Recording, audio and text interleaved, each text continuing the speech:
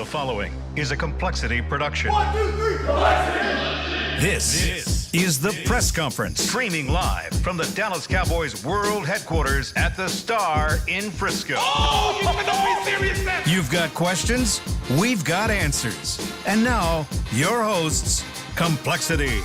Hello, ladies and gentlemen. Welcome back to the press conference. We're back with a more regular roster here. Jason, you're back from your adventure to London, LA. Yeah. You've been all over the world. Yeah, good to be back. And of course, we have Scott here back with us as well. And let's just head right into it because Let's do it. I think the first topic for me is one of the most exciting ones, Clash Royale. The team has been on a roll. They have been owning. It almost feels wrong to highlight certain players, but because they've all been so strong. But I mean, Kyle, certainly Vulcan stands out. As like the Vulcan's been crushing. A couple of the King of the Hills that he's won himself. Air Surfer also doing super well in King of the Hill, and we're starting to really get a hang of things in the 2v2 as well.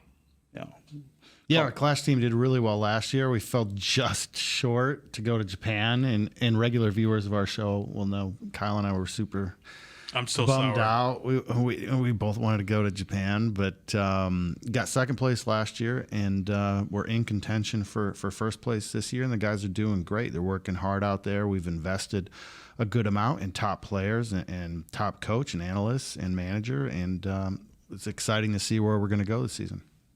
Yeah, currently in second place. I believe Matt tweeted out that we're about like halfway through the season, so pretty exciting for all of our Clash friends. I believe a couple of matches this week as well, so yeah, looking forward to that for sure. But and that win over Cream Esports, I think Cream was first place when we 2-0'd them. Yep.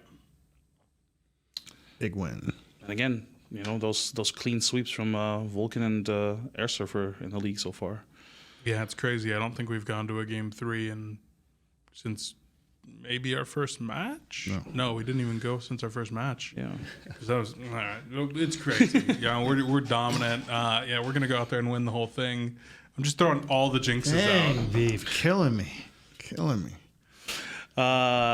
Let's talk CS:GO. We did already talk about ECS last week. Jason, I don't know, just any personal things you went there. How was the atmosphere? I was in London. It was great being over there and cheering for the guys. We lost to the eventual winners of the event, Vitality. We should have won the first map. I think it's 16-13. Couple of mistakes we made because we're still a very new roster. Sure, you guys talked about it a little last week. It was kind of interesting to see Obo come out. I spent a good amount of time trying to manage expectations, with him and with the team, and just like let him have 5-6 LAN events before kind of finds his comfort zone. But he seemed to have found it in the very first one. So whether he can replicate that moving forward, we'll see. I'm pretty confident that he can. It was a good trip, and I think the team learned a lot. And we're just excited to get everybody in the same damn place, because we can't go one episode without saying the magic word, right, Ford? Visa.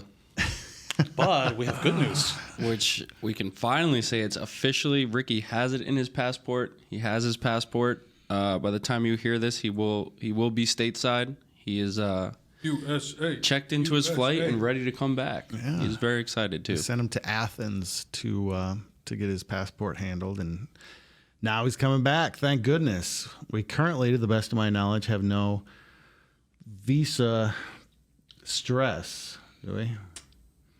We do not have any current right now. critical visa issues. No visa soapbox. Maybe we'll be able to go a press conference without saying the word visa.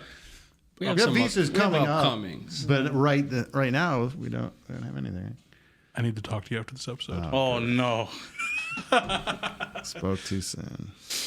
I suppose one of the reasons we don't necessarily talking about visa, and this is a horrible segue, but because Dota didn't actually make the major.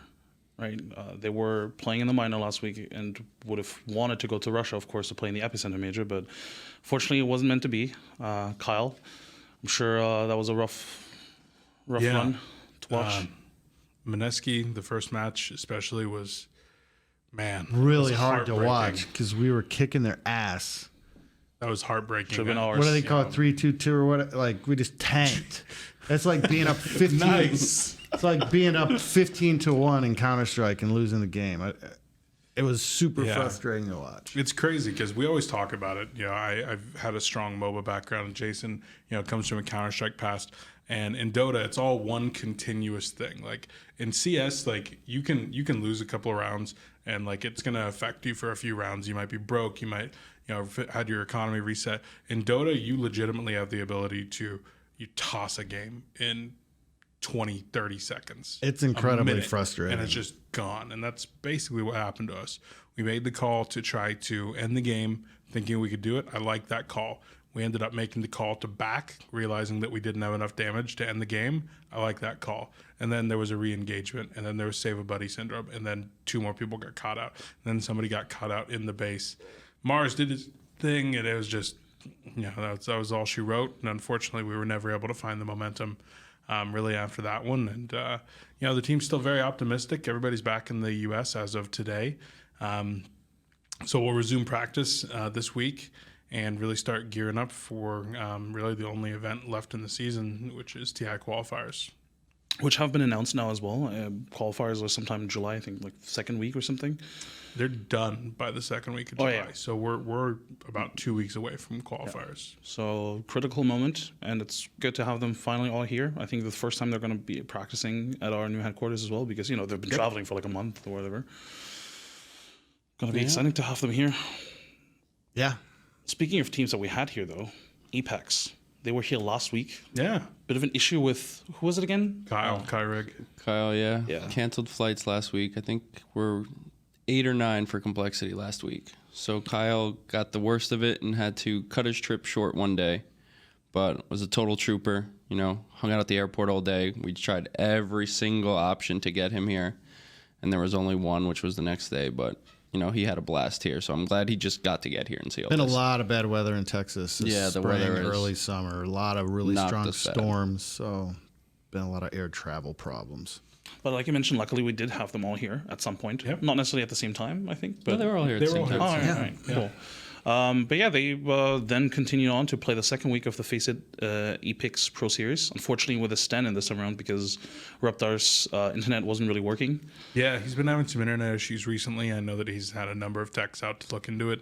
I spoke with him last week when he talked with me about it, and I'm like, if you need to come out here and stay with us in Texas for a while your internet gets a long-term solution, let's do it. Because, having those kinds of internet issues, we make sure that we practice as a group. This is a really highly skilled group, and being a man down, losing that chemistry, losing that highly skilled player, it's really unfortunate. So they did still end up doing pretty decently for middle of the pack, even with the stand-in last week, but hoping for a higher-end performance. Yeah, we got about 400 points, which is just short of High what kill games. Yeah, a lot of high kill games. Still 5th overall. So, we basically maintained our position. Hanging in there for sure. And like you said, I think we're all excited about what they can do once they're all together. Then we had also Hearthstone. Also another unfortunate, really, tournament for us. Tyler has been feeling incredibly sick. First time he actually had to cancel a tournament. Yeah, I can't remember the last time that we dropped out of a tournament mid-tournament, but Tyler, unfortunately, suffering what looked like potential food poisoning. Ate some airport sushi, I guess. Rough. Terrible idea. He was in Japan, so it's like, in Japan, you think it's probably at least decent. I wouldn't eat 7-Eleven sushi if my life depended on it. But Japan airport sushi, maybe. Anyway, yeah, he did end up dropping out of the event, which is super unfortunate, flying all the way over to Vegas to play. But, hoping that he's feeling a little bit better now. And then I guess the only really last thing on the docket was we teased it last week. We had a couple of players out at Fort Bliss having a fun activation with the Army. We announced it last week also, our partnership with the Army. Anything you guys heard from them? Feedback, how they've enjoyed the event or not enjoyed the event? So Kyle's heard the most feedback from our players one-on-one. I'm sort of getting ready for the next part of the Army activation, which will be next week. But from social media, it looked like our guys, they really enjoyed it. Yeah, one of the things that we try to do after anything like this, especially when something's a little bit out of the norm, we had the Army event, and we also had the Miller Lite event. So tried to pull everybody aside and get some one-on-one. Hey, what was your feedback? What did we do right? What, were you really happy about? Were there any concerns? What can we do better for the future? So whenever talking to the players, trying to make sure that they're feeling validated, they're feeling heard, but it's also just good feedback for us to be able to do better, always looking to improve. So far, the feedback was really positive. I think everybody universally said having opportunities to meet some of the soldiers that were passionate about gaming, being able to help improve their lives by just kind of playing some games with them, giving them some tips. I know that Punisher, he gained a new stream viewer that he was doing creative challenges with him yesterday. So, it was really awesome, and we're excited to be continuing that partnership. Yeah, I mean, we're really exactly what Kyle said. We're really passionate about this project, not just because it's a great partner, but because we're coming alongside and adding value. The BOSS program and the program that we're participating in is about giving the soldiers that serve our country a better quality of life. And so they bring in different programs and different things to try to, really offer them options during difficult training and things to improve their lives. And obviously, as younger people are growing up into the military system, there's more and more and more gamers. So it makes a lot of sense for us to come alongside them, do collaborations and do different things. Like Scott said, we're about to fire one up at our headquarters very, very soon, and we'll have more information on that. But, it just means a lot to me that we can come alongside and add value to such a great group of people who are serving our country. I think, if you stay tuned, we're going to have probably like a video up about all of this, Fort Bliss, and obviously next week when they're coming in to sort of like a role swap. I think they're just going to experience what it's like to be an esports pro. Yeah, I mean, that was part of the event this last week. Was we spent a good part of one of the days, seeing what the life of a soldier at Fort Bliss is like, day in the life kind of stuff. I know, Scott, you were a little bit jealous that you didn't get to go along for that portion. I was unfortunately on vacation, which would have canceled, but couldn't cancel this vacation. But I will be definitely at the next one we do for sure. Yeah. So now let's come over to the GSPC and see what it's like to live and work over here. I'm excited for it. So I know you are. Next week's going to be a good week. Yeah. We'll have more info on that one, and part of it will be live streamed, so fans can check it out. Oh, look out for that. Speaking of looking out, the Q&A. Always my favorite part of this show. Absolutely. As always, be sure to submit your questions either on Twitter, Reddit, Facebook, YouTube, whatever. Leave any feedback you have, and make sure if you do submit a question, #CoolPC. And hey, maybe we're answering one of your questions next week. First one from Aspen Amari from our Discord. And I know we briefly touched on this, Jason, before, but opinion on the acquisition of Optic by the Immortals Gaming Club. I mean, I've known that this was probably going to be the case for quite some time. We're all trying to figure out esports, and we're all trying to find our own way. And the Immortals model is very interesting. They're purchasing and acquiring different legendary brands like MIBR for Counter-Strike and now Optic. They have Valiant. So they're kind of going about it a little different than we do, where, we'll have a Counter-Strike team that's still Complexity. If we had a Call of Duty team, for now it would still be Complexity and not another brand until franchising comes along. But, it's obviously a hot button topic for a lot of people, and we just hope that it works out for everybody.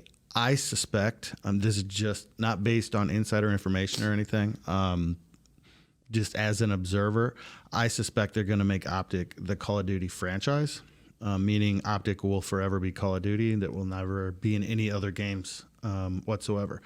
As an Optic fan, I could see the Green Wall being both kind of happy and sad about it, right? If Optic was going to be relegated to a single franchise for the rest of the future, I think Call of Duty makes the most sense versus, say League or something else, right? But, Optic became much more than just one game, so they're going to be both disappointed. That's my guess how it's going to play out. There's some really smart people over at Immortals. No one really knows where Hex is going to end up. Is he going to stay with the brand and work with the franchise in some way, or is he going to go out and do his own thing or ride off into the sunset? I don't know. I definitely wish him the best. He's a great guy. It was my distinct pleasure to introduce him and give a little speech about him at the ESI Hall of Fame when I was out in LA. And that was really cool to be there and participate in that. So, will the Immortals model work long term? I don't know. It's an interesting way they're going about it, and they're investing a ton of cash. So I guess time will tell. That's a perfect answer, I suppose. Hanex from Discord also asks, and this is something that I think everybody that works in esports has had this question thrown at them at some point or another. What would you recommend for someone interested in following a similar career path in esports? I mean, do you guys have anything in particular that pertains to your certain position, or just maybe any general advice? It's, when I got into it, it was do a little bit of everything. It was like write the match preview. Oh, you have a camera, take a picture. Like just literally do everything and try to be involved and become a part of a community. And more than that, you will get recognized. It's the same when you're looking for a job. Like if you want to be a teacher and there's a job fair for teachers in schools, like you need to go to that job fair. You need to get people to see you. Just find something and do it, but be ready to do a little bit of it all before you craft it down. Like my big thing at first in Complexity was player management. I'm not really on the player management side anymore. I'm more on logistics and facilities, but that was sort of my in. Yeah, and I think there's no just formula for making it in esports or any other industry. A couple examples I can give.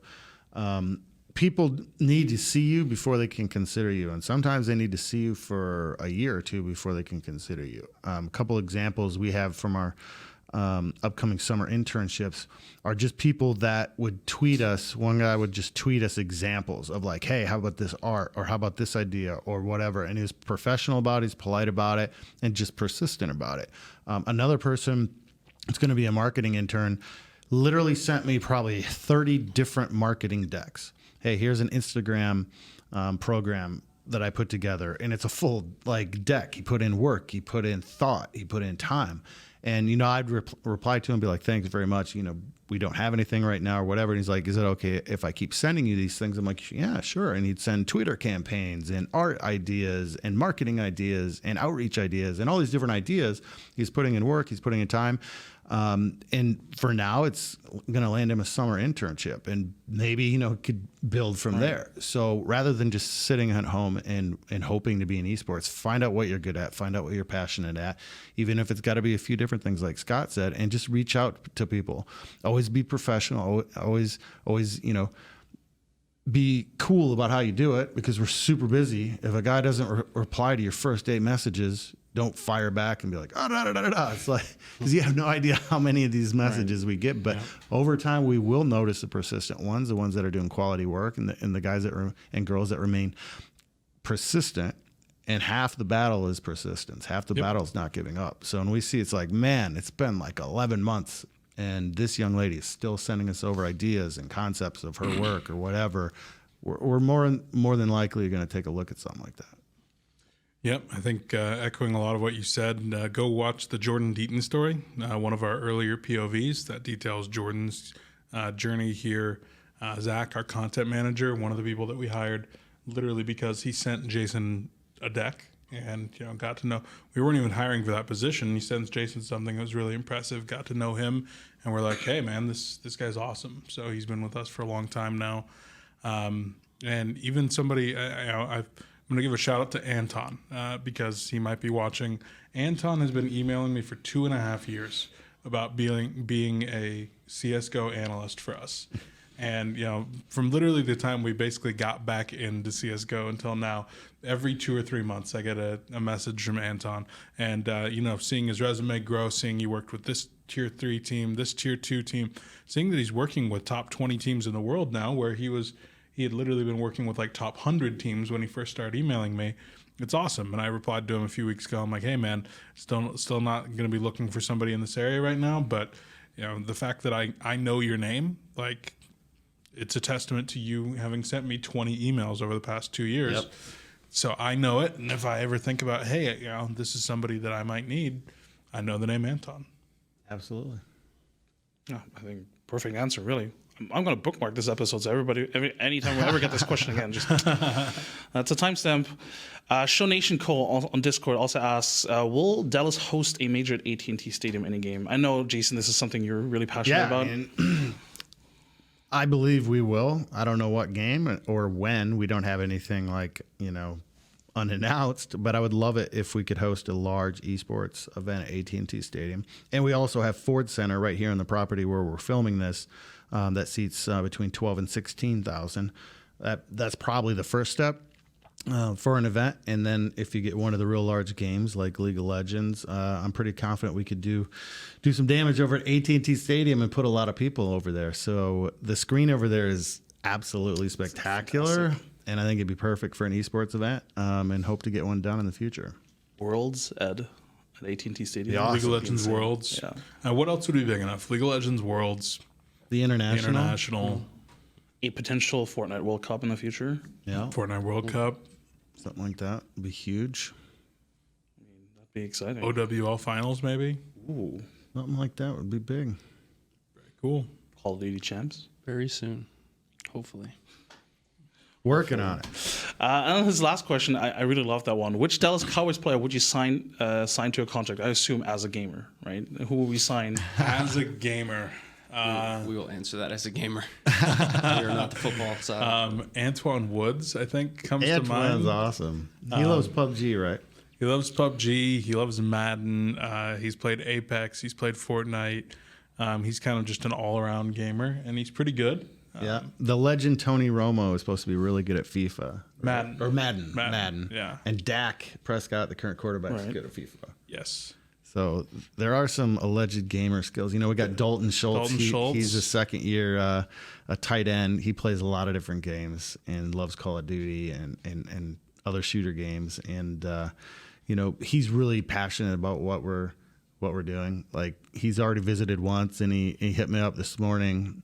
He's like, hey, when can Blake and I come by one of the other tight ends? They want to check out the HQ and grab a hoodie. Like, they're really supportive, so that's always cool to see. Oh, maybe we'll have we can expand in every game. Yeah, I was about to say. Well, the full pro sports division of different games. That'd be fun. Awesome. That all we got, Skimbo? Yeah, that wraps up the show. Thanks to everybody for Thanks for questions. watching. Thanks for watching. We'll see you next week. Appreciate it. Leave us comments.